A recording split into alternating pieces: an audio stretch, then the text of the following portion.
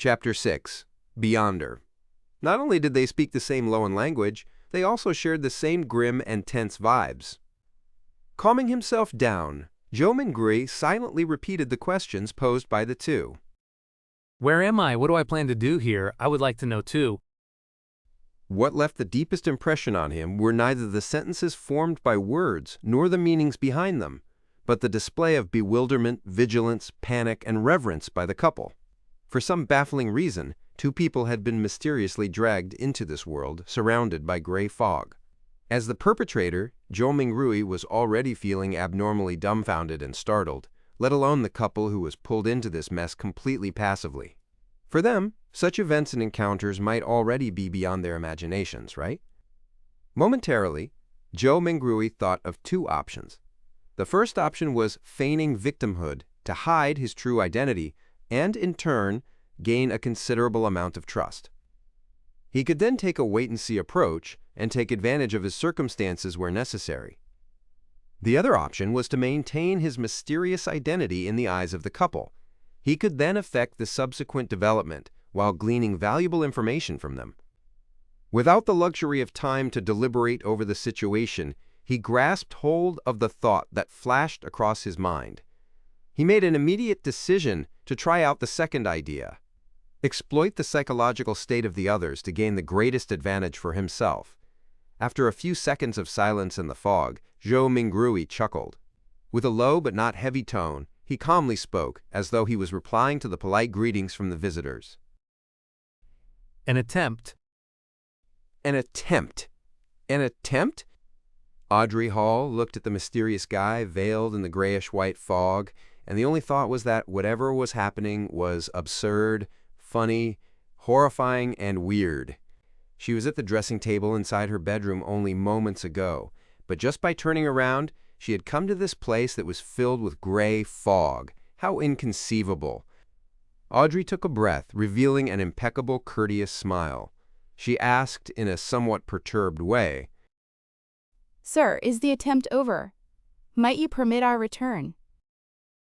Algier Wilson also had the intentions to probe Joe Mingrui in a similar fashion, but his rich experience made him statelier. He held back his impulse and only took on the role of a silent onlooker. Joe Mingrui looked at the questioner. Looking through the hazy mist, he could roughly see the silhouette of the person in question. It was a tall girl with smooth blonde hair, but her exact countenance could not be seen clearly. He did not rush to reply to the girl's question, but turned around to look at the man. He had messy dark blue hair, as well as a medium stature that was not considered stout. Joe Mingrui suddenly realized something. Once he became stronger or had a deeper understanding of the foggy world, perhaps it was possible for him to see through the fog and discern the girl and the man. In this situation, they are the visitors, and I am the master. After changing his mindset, Joe Mingrui instantly noticed details that he had neglected earlier on. The girl with a melodious voice and the mature, withdrawn man both looked considerably incorporeal. Tainted by a faint crimson red, they resembled a projected image of the two crimson-red stars beyond the gray fog. This projection was based on the connection between the crimson red and himself, an intangible connection that only he himself could realistically grasp hold of. The projection would disappear once the connection is cut, and the couple would then return. Joe Mingrui nodded mildly and looked at the blonde, chuckling. Of course, if you make a formal request, you can return this very moment. When she did not identify any ill intention from his tone, Audrey heaved a sigh of relief. She believed that since a gentleman who was capable of such miraculous things had given his word, he would definitely abide by it stringently. With her mind somewhat mollified, she surprisingly was in no hurry to request her leave. She rolled her virid eyes left and right, which sparkled with an abnormal radiance. She said in an anxious, anticipative, and tempted manner, "This is such a wonderful experience. Yes, I have always been hoping that something like this would happen. I mean, I like mysteries and supernatural miracles. No, my point is, what I mean is that, sir, what can I do to become a beyonder?" She got more excited as she spoke, so much so that she was fumbling over her words. The dream that sprouted in her as a result of listening to thrilling fantasies, as told by her elders, finally saw the possibility of being materialized. However, with just a few words, she had already forgotten all her previous fears and horrors. Zhou Mingrui complained inwardly. Good question. I would also like to know the answer. He started to ponder on an answer to the question to maintain his unfathomable image. At the same time, he felt that it was quite unbecoming of him to talk while standing.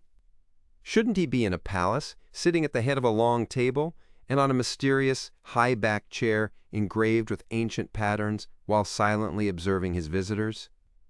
As soon as this thought surfaced, the gray fog started to churn, giving both Audrey and Alger a shock. In an instant, they saw a number of towering stone pillars around them. Above them was a vast dome that encapsulated them. This entire edifice looked magnificent, grand and lofty, just like a legendary palace for giants.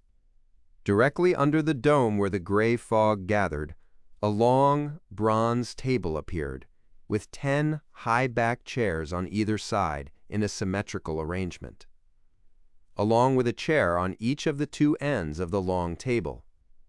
The back of each chair dazzled and shone faintly with crimson red, drawing the outlines of weird constellations that differed from reality.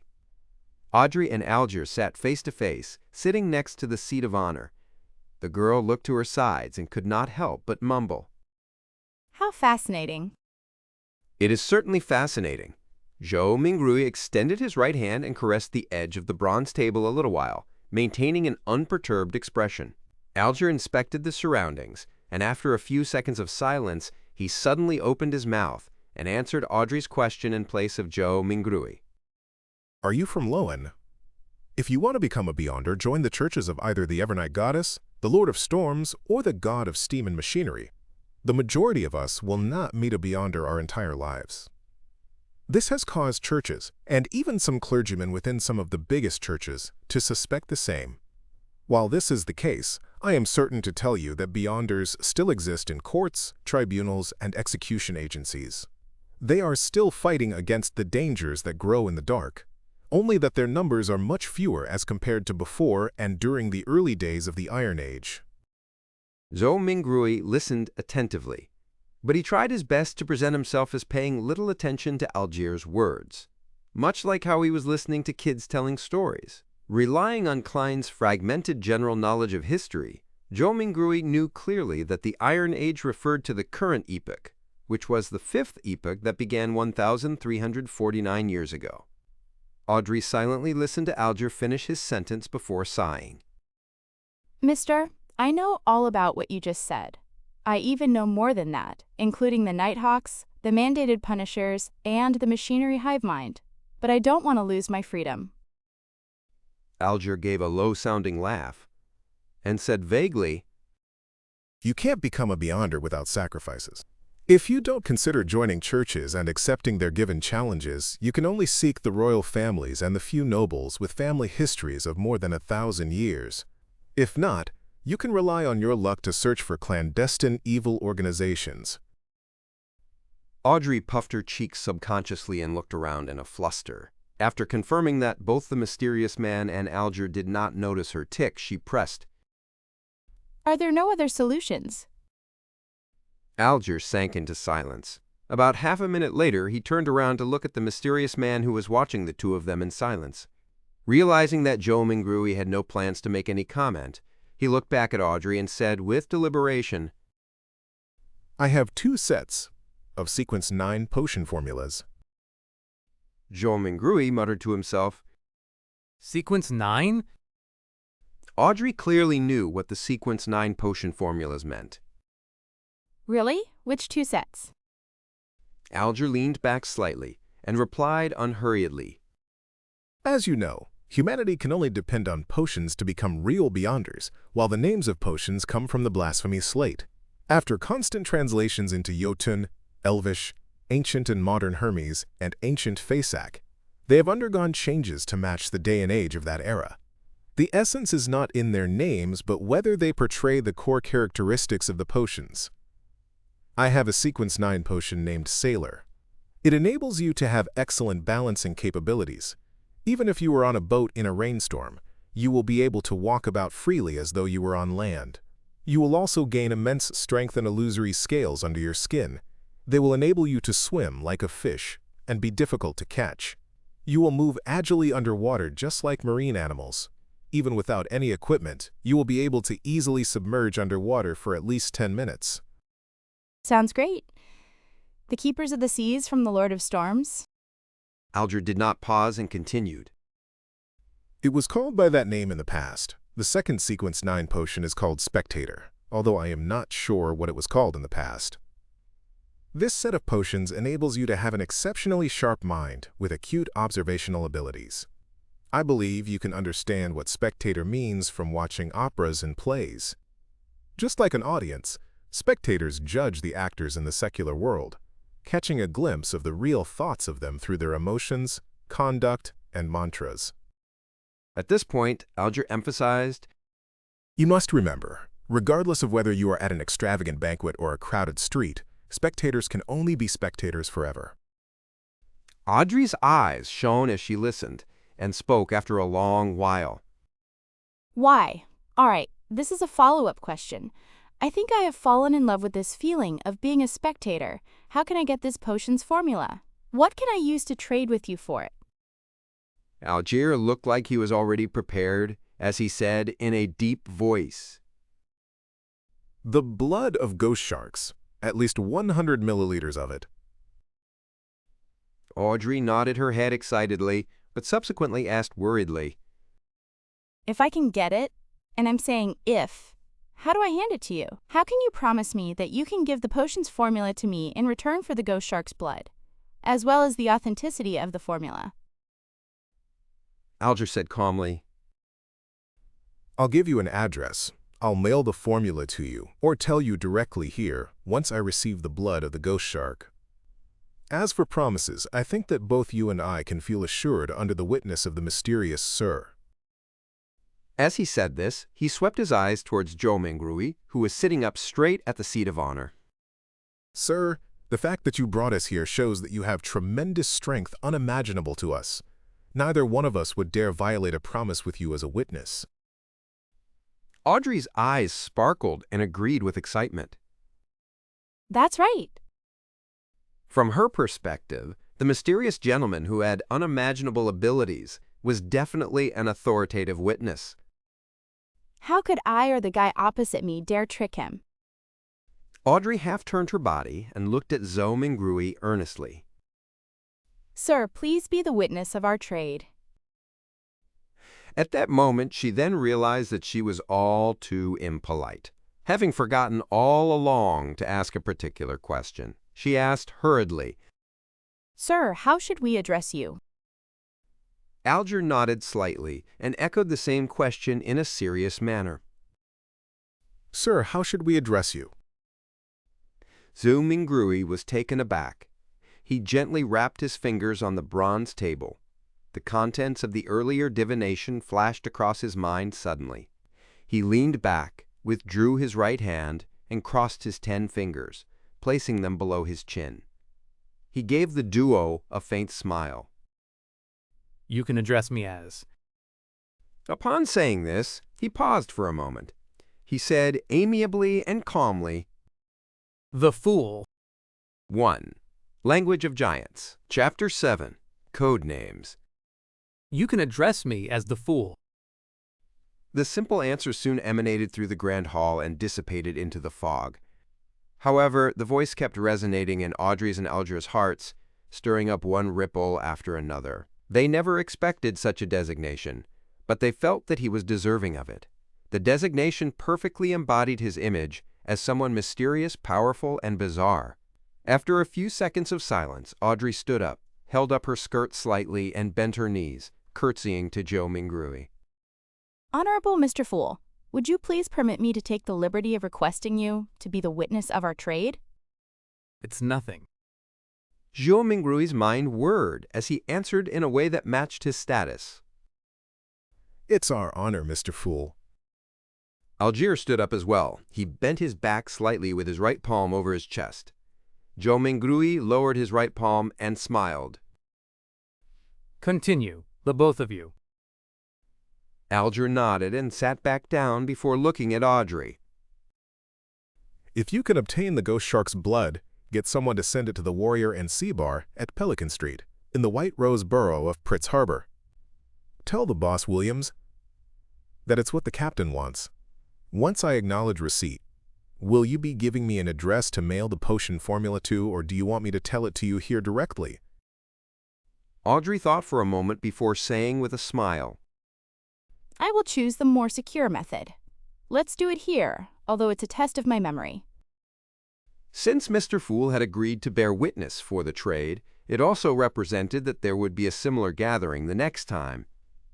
With this in mind, she suddenly turned her head as she looked at Zhou Mingrui with sparkling eyes. With a tone of interest, she suggested, Mr. Fool, would you mind making a few more attempts like this? Alger listened to her suggestion calmly. He was tempted by this suggestion as well. He hurriedly echoed, Mr. Fool, don't you find such gatherings interesting?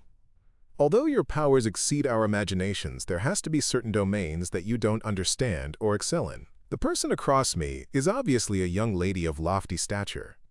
I also have my unique set of experiences, insights, mediums, and resources. Perhaps there will come a day when both of us can help you complete something trivial that might be inconvenient for you. From his point of view, the fact that he had been pulled into this space without any warning or any means to resist meant that the mysterious Mr. Fool was in control. Participating in the gatherings was not necessarily something he could refuse. Therefore, it was better to reap the benefits of this encounter as much as he could to make up for his passive and disadvantaged state. The trio at the long table had different backgrounds, resources, information channels, and comprehension of the mystical domain. If they interacted and enjoyed some limited cooperation, they could produce unpredictable and immeasurable effects. The resource trade that had just been negotiated was one example. Another example would be if he wished to kill someone. He could easily request the gathering's members who did not appear to be related to him both on the surface and in reality for help. He could perfectly misdirect any investigators. A young lady of lofty stature. Was my behavior and accent that obvious? Audrey stared blankly, mouth slightly agape, but she soon jolted back to her senses and nodded her head without any hesitation. Mr. Fool, I think it's a very good suggestion. As long as this gathering becomes regular, you can totally leave certain things that are inconvenient for you to us. Of course, it has to be something within our capacities. From the moment he heard the suggestion, Zhou Mingrui was already weighing the pros and cons. More gatherings definitely allowed him to gain more knowledge of the secrets of the Beyonders or other mysteries, a boon for his transmigration back. For example, it was likely that the potion formula would appear at the next gathering because of the spectators. Similarly, the information he gained was bound to be helpful for his present life. However, more gatherings meant it was easier to expose himself. Indeed, regardless of the world, there is no such thing as a free lunch. Zhou Mingrui extended his right hand again as he rapped the side of the long table with his finger gently. Considering the fact that he was in control of the gathering's summoning and dismissal, any threat of exposure was within the confines of his control. The pros clearly exceeded the cons, so Zhou Mingrui rapidly made a decision. He stopped his rapping as he smiled at the anticipative and perturbed gazes of the duo. I'm a person who likes a fair and equal exchange. Your help will not go unrewarded. Every Monday at 3 in the afternoon, try your best to be alone. After I make a few more attempts and figure out certain things, perhaps you can apply for a leave of absence ahead of time. You will no longer need to worry about being in inappropriate situations. This was a form of agreement to Alger's and Audrey's suggestions. Audrey had just turned 17. Having been taken care of her entire life, she had the character of a young girl. Therefore, she could not help but clench her fist and gradually pump it in front of her chest when she heard the fool's reply. Without waiting for Alger to say a word, Audrey said in excitement, her eyes glowing. Then, shall we give ourselves code names? After all, we can't use our real names for conversation. Although I might not be able to deceive Mr. Fool regarding my true identity, the person opposite me poses some danger. I must not let him know who I am. Good idea. answered Joe Mingrui in a simple and relaxed manner. Audrey's mind immediately began whirring as she aired her thoughts as they came to her. You are Mr. Fool, which is derived from tarot cards. Then, as a fixed, long-term, and secretive gathering, we should be uniform in our designations. Yes, I'll also choose one from the tarot cards. Her tone slowly turned joyous. I've decided. My designation shall be Justice. It was one of the 22 major arcana tarot cards. What about you, mister? Audrey cheekily smiled at her partner sitting across her. Alger frowned slightly before relaxing it immediately. The Hanged Man. It was another major arcana card. All right, then we can be considered as the founding members of the Tarot Club. Audrey was the first to blurt it out happily, only to look fearfully at the fog-concealed Joe Mingrui. Will that be all right, Mr. Fool? Joe Mingrui shook his head in amusement. You can decide on such trivial matters by yourselves. Thank you. Audrey was clearly thrilled. Following that, she looked at Alger. Mr. Hanged Man, can you repeat the address again once more? I'm afraid that my memories will fail me. No problem. Alger was very pleased with Audrey's seriousness as he repeated the address once more. After repeating it to herself silently thrice, Audrey said again in excitement, I heard that tarot cards were invented by Emperor Roselle as a game. In fact, doesn't it come equipped with the power to divine the future? No, most of the time, divination stems from oneself. Everyone has something spiritual about themselves. Allowing them to attune to the spiritual world and connect to information about themselves at an even higher level. However, ordinary folks are unable to notice this, much less be able to interpret the signs they receive. This information will present itself with the help of divination tools. Let me raise a simple example: dreams and dream interpreters. Alger took a glance at Joe Mingrui and, seeing no response from him, he refuted Audrey's claim. Tarot cards are, in fact, such a tool. It uses more symbolism and more logical elements to help us in conveniently and accurately interpreting the signs. Although Joe Mingrui appeared indifferent, he was actually listening very carefully. It was only at this point that his empty mind slowly became heavy as his head began to feel a throbbing pain. Got it. Audrey nodded in agreement. Following that, she emphasized, That's not what I meant. I'm not doubting the tarot cards, but I heard that Emperor Roselle had actually created another set of cards, secret and mysterious ones. They were paper cards, which symbolized a particular unknown power. There were a total of 22 cards that he completed. Later on in life, he referenced them to create the 22 major arcana tarot cards, which are used as a gaming tool. Was what I said correct? She looked at Joe Mingrui as though she was attempting to get an answer from the mysterious Mr. Fool. All Joe Mingrui did was smile without saying a word. He cast his gaze at the Hanged Man as though he was putting him to the test. Alger subconsciously straightened his back and said in a deep voice, That's right. It is said that Emperor Roselle had seen the blasphemy slate, and that set of paper cards contained the profound mysteries of the 22 paths of the divine. 22 paths of the divine. repeated Audrey with a longing tone. At that moment, Joe Mingrui's headache intensified. He felt that his invisible connection with the crimson stars and grayish-white fog was beginning to falter. All right, that will be all for today's gathering. He said in a deep voice after making the decision immediately. By your will. Alger bowed his head respectfully. By your will.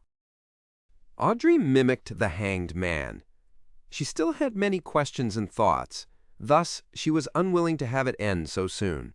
As Joe Mingrui severed the connection, he said with a smile, Let us look forward to the next gathering. The stars brightened once more as the crimson light receded like water. Just as Audrey and Alger heard Mr. Fool's words, their figures turned into a blur as they phased away. In a second, the projection shattered as the gray fog restored its silence. As for Joe Mingrui, he felt himself turning heavy rapidly. His surroundings turned fleeting as his eyes met darkness before changing into dazzling sunlight. He was still standing in the middle of his apartment. It was like a dream. What the heck was that foggy world? Who or what sort of power created the changes that just happened? Joe Mingrui sighed softly. He was completely puzzled as he walked towards the study desk, as though his legs were filled with lead. He picked up the pocket watch he placed outside to determine how much time had passed. Time flowed at the same pace. Joe Mingrui made a rough judgment. After putting down his pocket watch, he found himself unable to endure the splitting headache any further. He sat on the chair and lowered his head, using his left thumb and middle finger to massage his temples. After a long while, he suddenly let out a sigh and said in Mandarin, From the looks of it, I won't be able to return anytime soon. "Only the clueless could be fearless." After witnessing such a fascinating event and learning the situation regarding Beyonders and the mysterious world, Joe Mingrui no longer dared to rashly try the luck enhancement ritual using ancient Fasak or Loan language. Who knew what other kinds of situations would happen? Perhaps it would be more bizarre, horrifying, or even a living hell. At the very least, I should attempt only when I have a deep mastery of mysticism, thought Joe Mingrui helplessly. Thankfully, the so-called gathering could provide him with help. After another bout of silence, he muttered to himself with a tone of dismay, disappointment, agony, and grief. From this moment forth, I'm Klein. Klein tried his best to refocus his solutions and plans so as to purge the negative emotions in him. Perhaps he could learn the potion formula for Spectator from the side. The gathering that just happened sure is fascinating. People who reside in different places across the world can reduce hundreds of kilometers to just mere inches and discuss face-to-face while supplying each other's needs. Speaking of which, this does sound a little familiar. Klein was stunned for a few seconds before he burst out in laughter. Pressing against his temple, he jested under his breath. Wasn't that a social networking platform? Chapter 8. A New Era. Whoosh! Howling wind accompanied the downpour. The three-mast sailboat was tossed around by the crests and troughs of the incoming waves, as if it was being toyed by a giant. A towel? The crimson glow in Alger Wilson's eyes faded. He found himself still remaining on the deck, and nothing appeared to have changed. Almost immediately, the quirky-shaped glass bottle in his palm shattered, and the frost within melted into the rain. In seconds, there were no longer any traces left that suggested the existence of the wondrous antique. A hexagonal, crystal-like snowflake emerged on Alger's palm. It then faded rapidly until it was seemingly absorbed by the flesh, vanishing completely in the process. Alger nodded his head in a hardly noticeable manner, as if he was thinking about something. He remained still and silent for a full 5 minutes. Minutes. He turned around and headed for the cabin. As he was about to enter, a man who wore a similar robe embroidered with lightning patterns emerged from inside. This man, who had soft blonde hair, paused and looked at Alger. He held his right fist to his chest and said, "May the storm be with you." Alger replied with the same words and gesture. There were no emotions on his rough face, which had a well-defined structure. Alger entered the cabin after the greeting and proceeded to the captain's cabin situated at the far end of the corridor. Surprisingly, he did not encounter any sailors on the way. The whole place was as quiet as a graveyard. Behind the door to the captain's cabin, a soft brown carpet overlaid the floor. A bookshelf and a wine rack took the opposite side walls of the room. The books with their yellowish covers and wine bottles with their dark red color looked peculiar under the flickering candlelight. On the desk with the candle, there was one bottle of ink, one quill, one black metallic telescope, and one sextant, made of brass. Behind the desk sat a pale, middle-aged man, wearing a captain's hat which had a skull on it. As Alger approached him, he said menacingly, "I will not give in." "I believe you can do it." Alger said calmly, so calm that it felt like he was commenting on the weather. You. The man seemed to be stunned by the unexpected answer. At this very moment, Alger leaned forward slightly and suddenly dashed across the room until they were only separated by the desk. Pah! Alger tightened his shoulder and reached out his right hand to choke the man. Illusory fish scales appeared on the back of his hand as he crazily mustered more strength to choke the man, giving him no time to respond. Crack! Amid the crisp cracking sound, the man's eyes widened as his body was lifted up. His legs twitched furiously before they soon became motionless. His pupils began to widen as he stared aimlessly. There was a stench from between his legs as his pants gradually turned moist. While lifting the man, Alger lowered his back and strode toward the wall. Bang! He used the man as a shield and smashed forward at the wall. His extremely muscular arm was monstrous. A hole cracked open in the wooden wall, and rain poured in, accompanied by the scent of the ocean. Alger flung the man out of the cabin, straight into the giant waves that resembled mountains. The wind continued to howl in the dark as almighty nature devoured everything. Alger took out a white handkerchief and wiped his right hand carefully before throwing it into the sea as well. He stepped back and waited patiently for company. In less than 10 seconds, the blond man from before rushed in and asked, What happened? The captain has escaped. Alger answered in an annoyed manner as he panted. I didn't know he still had some of his Beyonder powers. Damn it! The blond man cursed softly. He went up to the opening and stared into the distance. However, nothing was visible except for the waves and the rain. Forget it, he was just extra loot. We will still be rewarded for finding this ghost ship from the Tudor era, the blond man said, waving his arm. Even if he was a keeper of the sea, he would not have hastily dived into the sea under this weather condition. The captain will not be able to survive much longer if the storm continues, Alger said as he nodded in approval. The wooden wall was repairing itself at a discernible rate. He gazed at the wall and turned his head subconsciously towards the rudder in the sail. He was perfectly aware of what was going on behind all the wooden planks. The chief mate, the second mate, the crew, and the sailors were not present. There was no living person on board. Amidst all the emptiness, the rudder and the sail moved eerily by themselves. Alger again pictured the fool, who was covered in grayish-white fog, and sighed. He turned back and looked outside at the mighty waves and spoke as though in a reverie, while filled with anticipation and awe. A new era has begun. Empress Borough, Backland, capital of the Loan Kingdom. Audrey Hall pinched her cheeks in disbelief of her encounter a while ago. On the dressing table in front of her, the old bronze mirror had shattered into pieces. Audrey cast her gaze downwards and saw the swirling crimson on the back of her hand. It was like a tattoo depicting a star.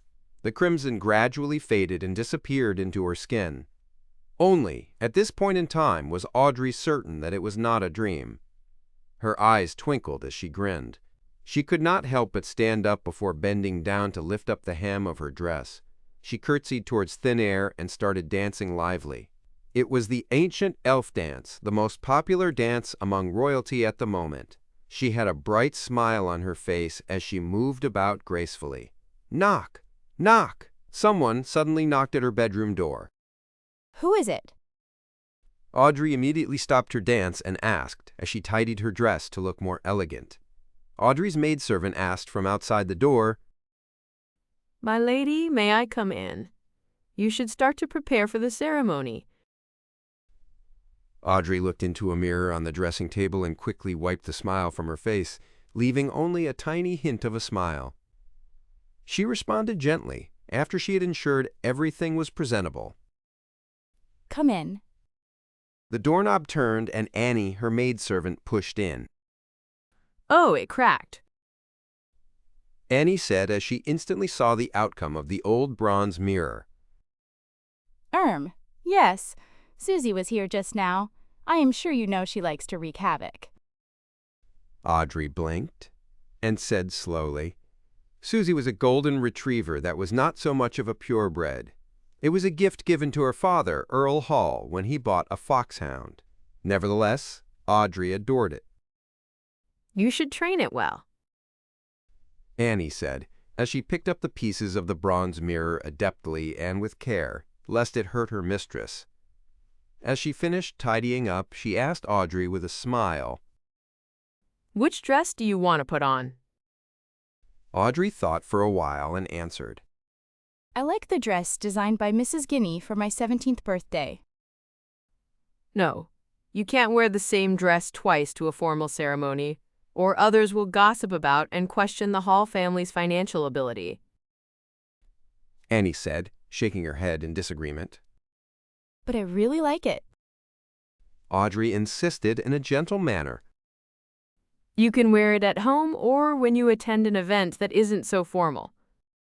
Annie said firmly, suggesting that it was not negotiable. Then it will have to be the one with the frilly designs along the sleeves given by Mr. Sadie's 2 days ago. Audrey said as she drew in a gasp inconspicuously, maintaining her sweet smile. You always have such a good taste. Annie said as she stepped back and shouted towards the door. The 6th dressing room.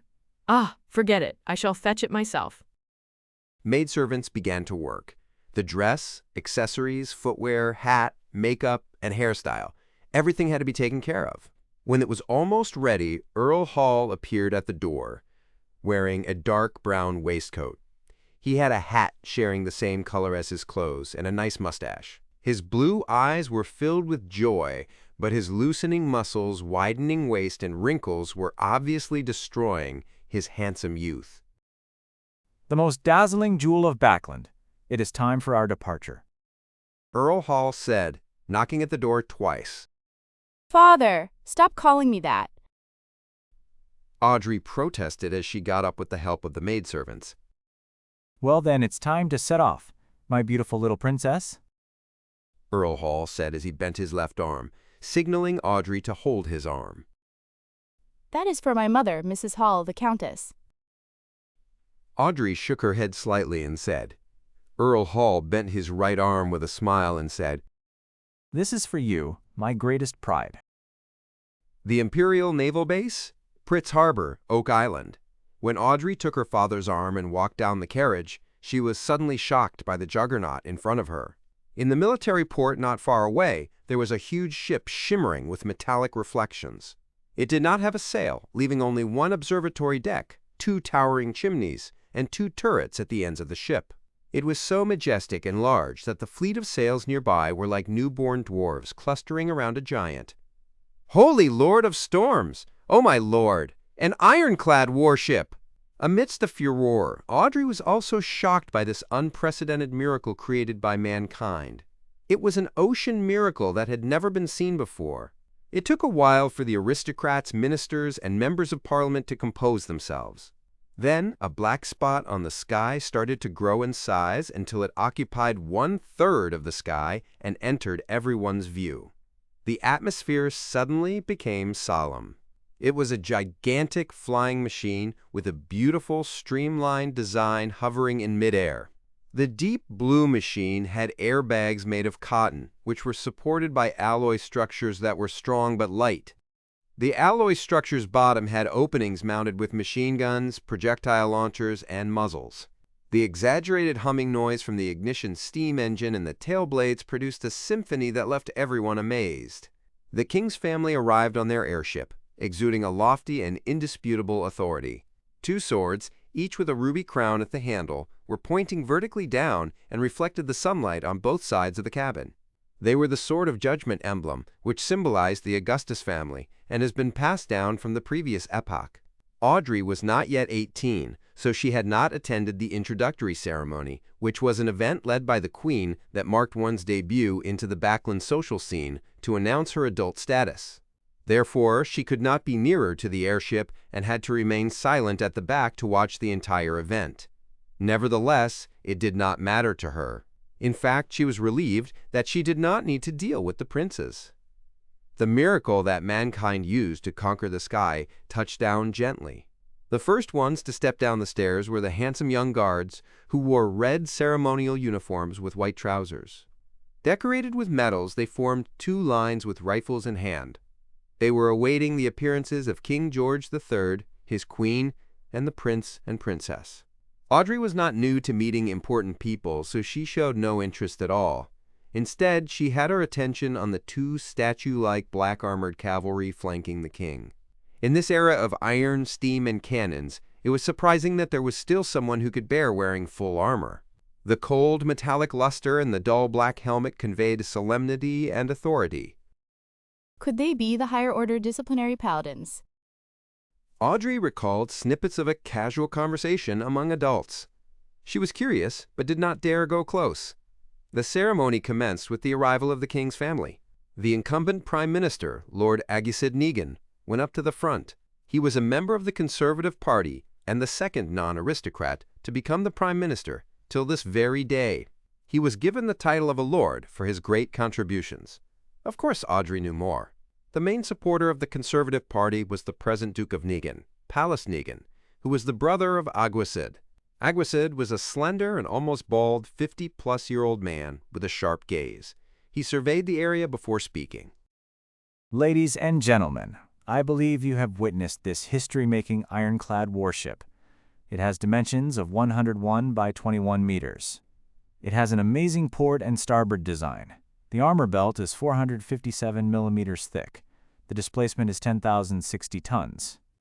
There are 4 305 millimeter main cannons, 6 rapid-fire cannons, 12 6-pound cannons, 18 6-barrel machine guns, and 4 torpedo launchers. It can reach a speed of 16 knots. It will be the real hegemon. It will conquer the seas. The crowd was roused. The mere descriptions were enough to instill fearful images in them, let alone the fact that the actual thing was right in front of them. Aguisid smiled and spoke a few more lines before saluting the king and requested, Your Majesty, please give it a name. Since it will set sail from Pritz Harbor, it should be named the Pritz. George III responded. His expression showed his delight. The Pritz, the Pritz. The word spread from the Navy minister and the admiral of the Imperial Navy to all the soldiers and officers on the deck. They all exclaimed in unison, "The Pritz!" George III ordered the Pritz to set sail for a trial in the midst of the gun salutes and the celebratory atmosphere. Honk! Thick smoke spewed out from the chimneys. The sound from the machinery could be heard faintly beneath the sound of the ship horn. The juggernaut departed from the harbor. Everyone was shocked when the two main cannons at the ship's bow fired at an uninhabited island in its path. Boom! Boom! Boom! The ground shook as dust shot up into the sky. Shockwaves spread out, producing waves in the sea. Satisfied, Aguisid turned back to the crowd and announced, From this day on, doomsday will fall on the 7 pirates who call themselves admirals and the 4 who call themselves kings. They can only shiver in fear. It is the end of their era. Only the ironclad warship will roam the seas no matter whether the pirates have the powers of the Beyonders, ghost ships, or cursed ships. Aguisid's chief secretary deliberately asked, Can't they build their own ironclad warships? Some of the nobles and members of parliament nodded, feeling that such a possibility could not be eliminated. Agi immediately smiled and shook his head slowly as he answered, Impossible. It will never be possible. Building our ironclad warship required 3 big coal and steel amalgamators, a scale of more than 20 steel factories, 60 scientists and senior engineers from the Backlund Cannon Academy and Pritz Nautical Academy, 2 royal shipyards, almost 100 factories for spare parts, an admiralty, a shipbuilding committee, a cabinet, a determined king with excellent foresight, and a great country with an annual steel production of 12 million tons. The pirates will never achieve it. Having said that, he paused and raised his arms before shouting in agitation, Ladies and gentlemen, the era of cannons and warships has dawned upon us. Chapter 9, The Notebook. After half an hour of rest, Jomingui, who now viewed himself as Klein, finally recovered. In the meantime, he found that there were now 4 black dots on the back of his hand, which happened to form a small square. These 4 black spots faded and disappeared quickly, but Klein knew that they were still hiding in his body, waiting to be awakened. Klein made a guess. 4 spots forming a square. Is it in correspondence with the 4 pieces of staple food at the 4 corners of the room? Does this mean that in the future, I don't need to prepare the food and can do the ritual and chants immediately? This might seem good, but the emergence of the spots was ominous, and things that one lacked understanding of were always scary. The fact that those inexplicable Chinese divinations from Earth could produce effects here, the strange transmigration in his sleep, the mysterious murmurings that almost drove him crazy during the ritual, and the mysterious and trippy gray world whose significance he had no idea of, made Klein shiver in the hot weather of June. He recalled this saying as he was experiencing the fear of the unknown acutely. The oldest and strongest emotion of mankind is fear, and the oldest and strongest fear is the fear of the unknown.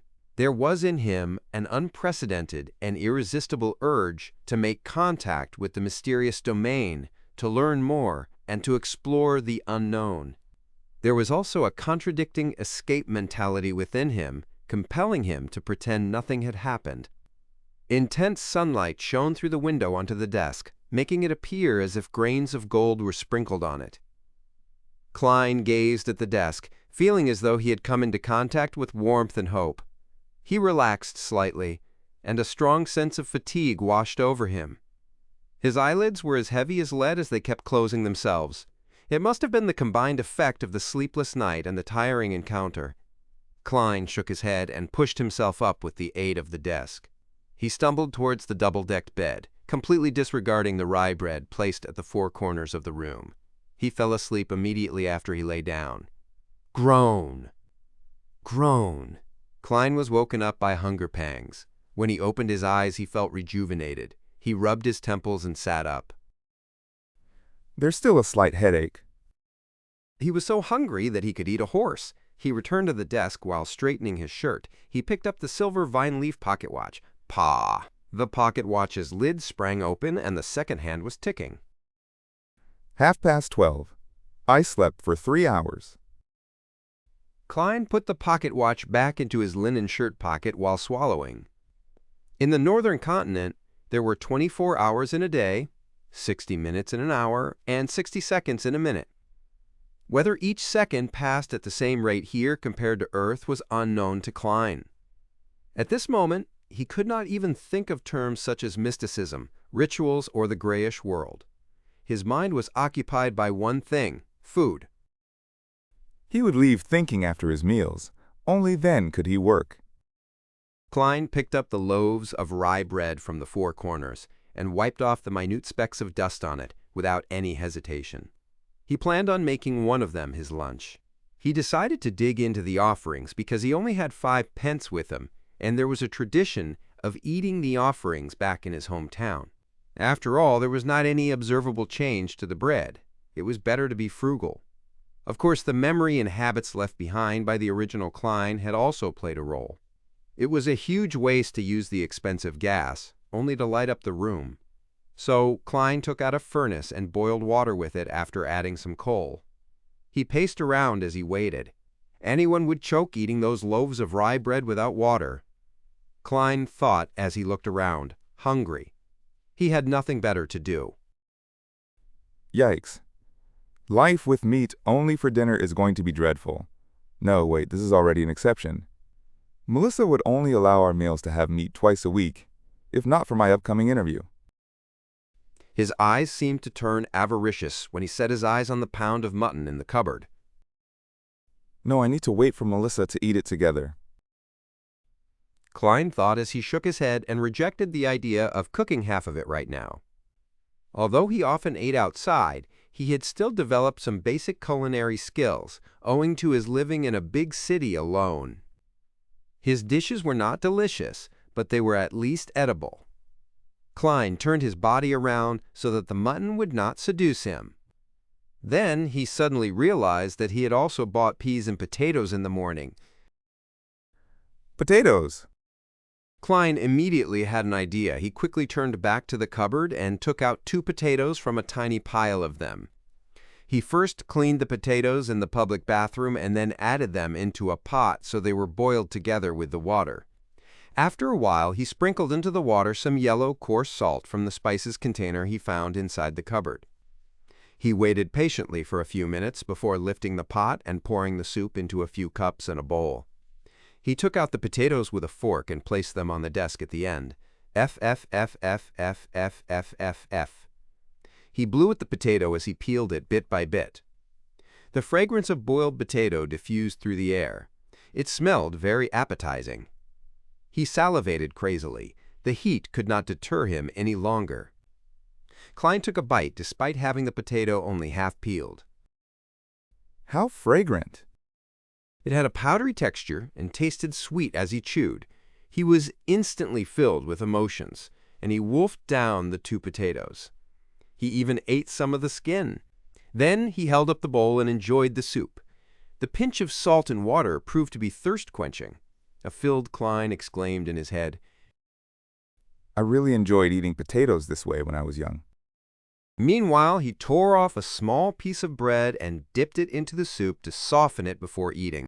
Perhaps the ritual was too tiring. Klein ate 2 loaves of bread, which amounted to a whole pound. Klein felt he was finally rejuvenated. He enjoyed the joy of life after he drank the soup before tidying up. Then he took in the lustrous sunshine happily. He sat back at the desk and began planning. I can't escape. I must think of a way to come into contact with mysticism and become a beyonder as mentioned by Justice and the Hanged Man. I need to overcome the fear of the unknown. The only way now is to wait for the next gathering. I need to see if I can learn the formula of the spectator potion or other things related to mysticism. There are 4 more days before Monday. Before that, I need to first figure out the problem with Klein. Why did he commit suicide? What happened to him? Unable to transmigrate back and wash his hands of everything, Klein picked up the notebook that lay on the table. He wanted to find hints that could help him regain his lost memory fragments. The original Klein obviously had the habit of taking notes. He also liked to write diaries. Klein was fully aware that the cabinet that supported the desk on the right stored a whole stack of completed notebooks. The book he had began on the 10th of May. Matters regarding his school and mentor, as well as content pertaining to knowledge, were at the beginning, 12th May. Mr. Isaac mentioned that the common language used by the Balaam Empire in the southern continent also developed from ancient Fasak, a branch of Jotun. Why is this so? Does this mean that every sentient living being once spoke the same language? No, there has to be a mistake. According to the revelation of Evernight and the Book of Storms, giants were not the only hegemons of the world in primordial times. There were also elves, mutants, and dragons. Anyways, these are just myths and fantasies. 16th May. Senior Associate Professor Cohen and Mr. Isaac discussed the inevitability of the Age of Steam.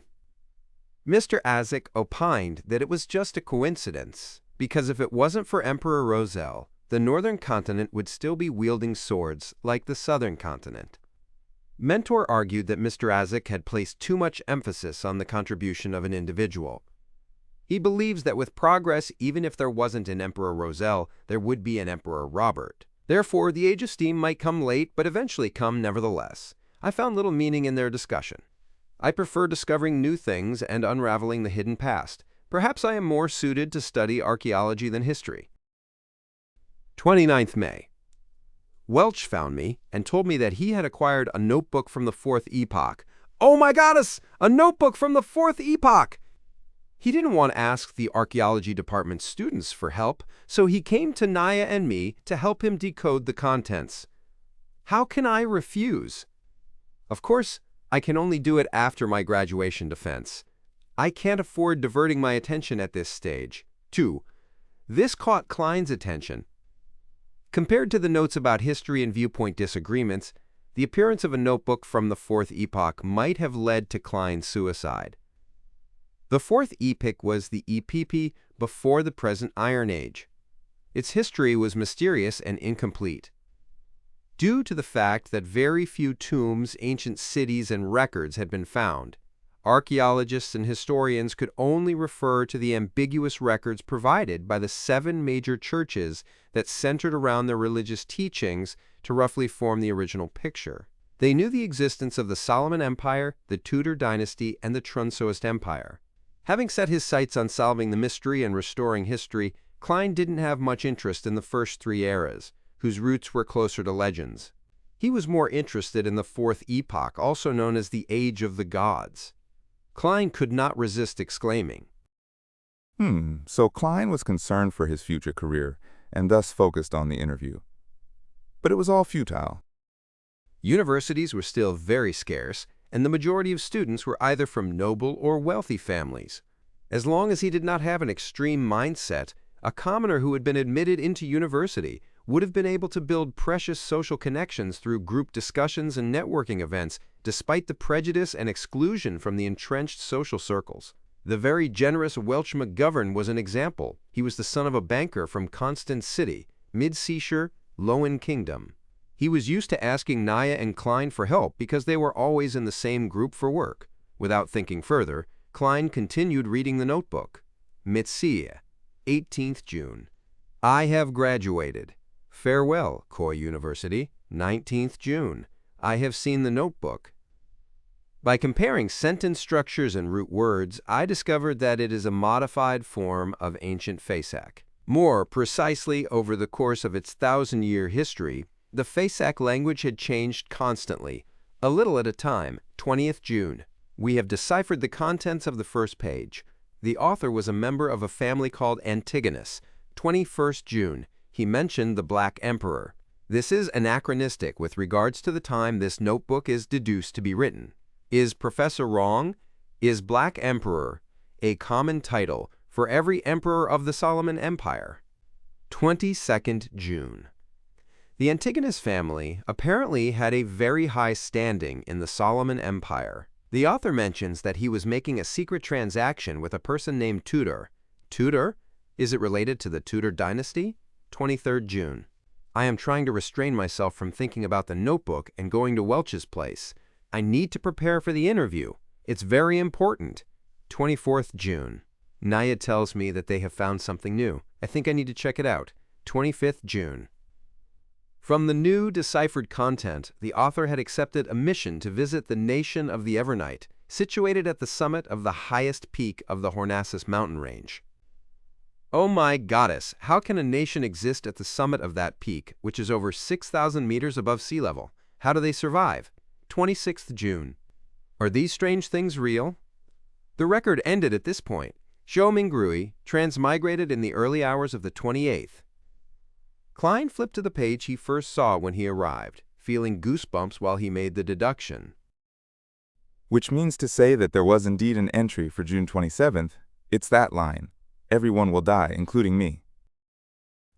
In order to solve the mystery of the original Klein's suicide, he thought that he should visit Welch and take a look at the ancient notebook. However, with a lot of experience from novels, movies, and TV drama series, he suspected that if they were really related, this visit would be very dangerous. Those who went investigating castles, despite knowing that they were haunted, served as a warning. However, he had to go since escaping would never solve the problem. It would only make things worse, until it welled over and completely drowned him. Perhaps call the police? But claiming to have committed suicide would be silly, right? Knock! Knock, knock! There was a series of quick and forceful knocks. Klein sat straight up and listened. Knock! Knock! Knock! The knocks echoed through the empty hallway. Chapter 10. The Norm. Who is it? Klein was thinking about the mysterious suicide of the original owner of this body, and the unknown danger he might encounter when he heard the sudden knock on the door. He subconsciously opened the drawer, took out the revolver, and asked vigilantly. The other party was quiet for 2 seconds before a slightly sharp voice, in Awa's accent, replied, It's me, Mountbatten, Bitch Mountbatten. The voice paused for a moment before adding, The police. Bitch Mountbatten. When Klein heard this name, he immediately thought of the owner of this name. He was the policeman in charge of the street where the apartment was located. He was a rude, brutal, hands-on man. But perhaps, Only such a man could be a deterrent for alcoholics, thieves, part-time thieves, villains, and hooligans. And his unique voice was one of his trademarks. Klein responded loudly. Okay, I'll be right there. He had planned to put the revolver back into the drawer, but thinking that he had no idea why the police were outside and that they might search the room or do other things, he cautiously ran to the stove where the flames had already been extinguished and put the revolver in it. Then he picked up the coal basket, shook a few pieces into the stove, covered the gun, and finally placed the kettle over the stove to conceal everything. After doing all of that, he tidied up his clothes and quickly approached the door and murmured, Sorry, I just had a nap. Outside the door stood 4 policemen in black and white checkered uniforms with peak caps. Bitch Mountbatten, the one with a brown beard, coughed and said to Klein, These 3 inspectors have something to ask you. Inspectors? Klein looked at the shoulder badges of the other 3 reflexively and found that 2 of them had 3 silver hexagons, and 1 had 2, both of which looked superior to Bitch Mountbatten, who had only 3 chevrons. As a history student, Klein did little to no research into the ranks of police epaulets, except that Bitch Mountbatten often boasted of being a senior sergeant. So these 3 are inspectors? Influenced by conversations with Benson, Welch, and his classmates, Klein had the common sense to make way and point into the room. Please come in. How might I help you? The leader of the 3 inspectors was a middle-aged man with sharp eyes. He seemed to be able to read the mind of a person and make them fearful. His eyes were wrinkled, and the edge of his hat revealed light brown hair.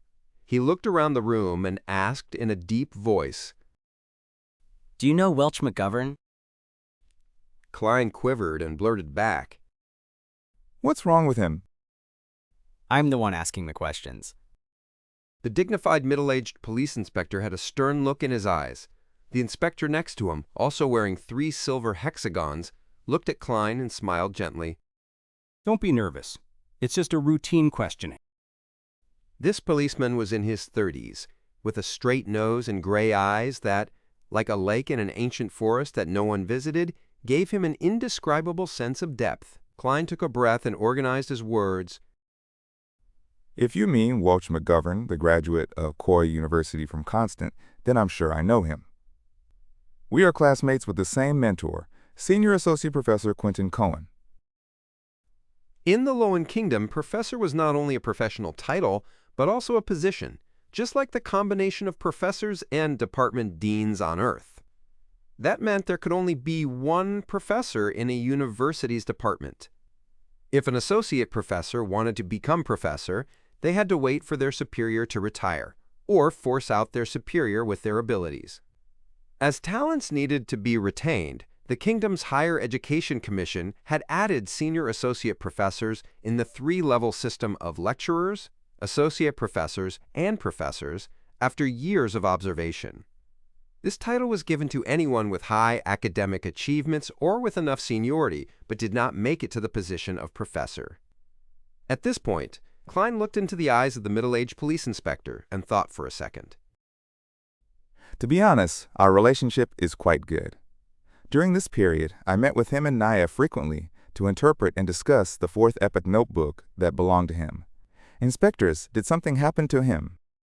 Instead of answering, the middle-aged police inspector looked sideways at his gray-eyed colleague. The inspector, with the peak cap and ordinary looks, replied mildly, I'm sorry, Mr. Welch has passed away. Despite having some hunches, Klein could not help but shout out in astonishment. What? Welch died just like the original owner of this body? That is a little scary.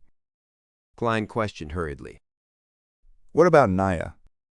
Ms. Naya passed away too. The gray-eyed police inspector said quite calmly. Both of them died in Mr. Welch's house. Killed? Perhaps it was suicide. The gray-eyed inspector shook his head. No, the scene suggests that they committed suicide. Mr. Welch hit the wall with his head many times, covering the wall with blood. Ms. Naya drowned herself in a basin. Yes, the kind used to wash your face. That's impossible. Klein's hair stood on their ends as he seemed capable of imagining the strange scene. A girl kneeling on a chair and burying her face into a basin filled with water, her soft brown hair swaying in the wind, but her entire person remaining motionless. Welch falling to the ground and staring at the ceiling intently, his forehead in a complete blood-mangled mess, while the traces of the impact on the wall were evident with the streaks of blood. The gray-eyed inspector continued, We believe so too, but the autopsy results in the situation at the scene exclude factors such as drugs and external forces. They, being Mr. Welch and Ms. Naya, showed no signs of struggling. Before Klein could speak again, he stepped into the room and asked, pretending to be casual, When was the last time you saw Mr. Welch or Ms. Naya? As he spoke, he gestured with his eyes to his colleague with 2 silver hexagons. He was a young police inspector and looked about the same age as Klein. With black sideburns and green pupils, he was good-looking and had a poet's romantic temperament. When he heard the question, Klein thought about it and answered it thoughtfully. It should be June 26th. We were reading a new chapter in the notes. Then, I went home to prepare for my interview on June 30th. The interview was for the History Department of Tianjin University. Tianjin was known as the City of Universities. There were 2 universities, Tianjin and Koi, as well as technical schools, law colleges, and business colleges. It was second only to Backland, the capital. As soon as he finished, he saw the young police inspector walk towards his desk in the corner of his eye and pick up the notes which resembled more of a diary. Damn, I forgot to hide it.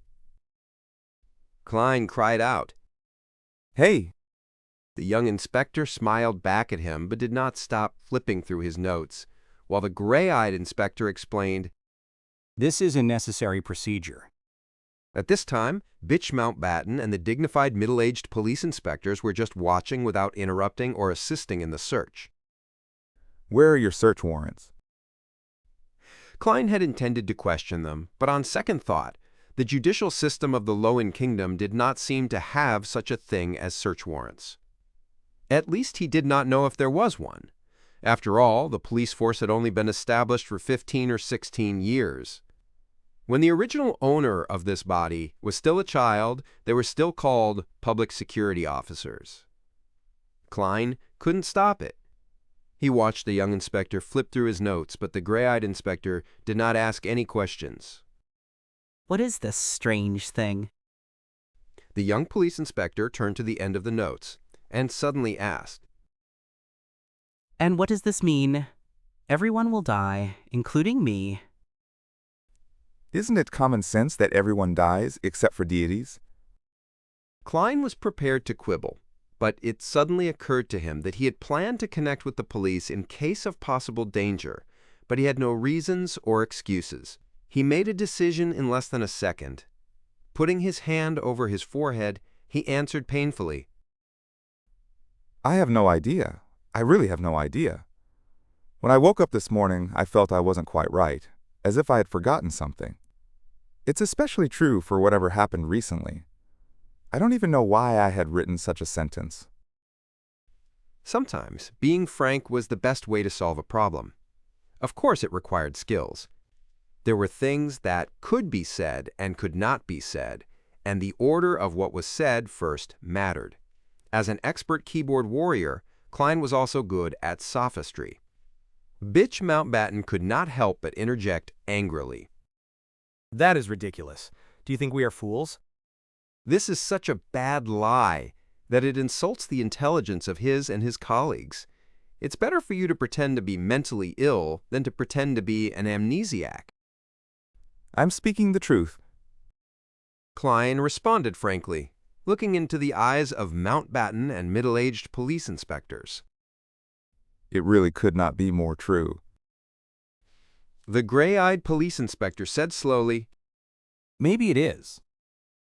What? He really believed it? Klein was surprised himself. The gray-eyed inspector smiled at him and said, An expert will come in 2 days, and believe me, she should be able to help you to recall your lost memories. Expert? Help me remember my memories? In the field of psychology? Hey, what if his memories of Earth were exposed? Klein frowned. He suddenly felt like face-palming himself. The young police inspector put down his notes and searched his desk and room. Fortunately, he focused on books instead of lifting the kettle. The gray-eyed police inspector warned, Well, Mr. Klein, thank you for your cooperation. We advise that you'd better not leave Tingen for the coming days. If you have to, please notify Inspector Mountbatten or you'll become a fugitive. That's it? That's it for today? No other questions with deeper investigations? Or taking me back to the police station to torture me for information? Klein was at a loss. Nevertheless, he wanted to solve the odd turn of events brought about by Welch too, so he nodded. That wouldn't be an issue. The inspectors exited the room one by one, and the young man at the end suddenly patted Klein on the shoulder. It's really nice, very lucky. Klein's face was puzzled. What? The green-eyed police inspector with a poet's temperament smiled and said, Generally speaking, the norm is for all the involved parties to die in such an event. We are very glad and fortunate to see you still alive. After that, he exited the room and closed the door behind him politely. The norm is for everyone to die together? Very glad that I'm still alive? Fortunate that I'm still alive? On this June afternoon, Klein was chilling all over.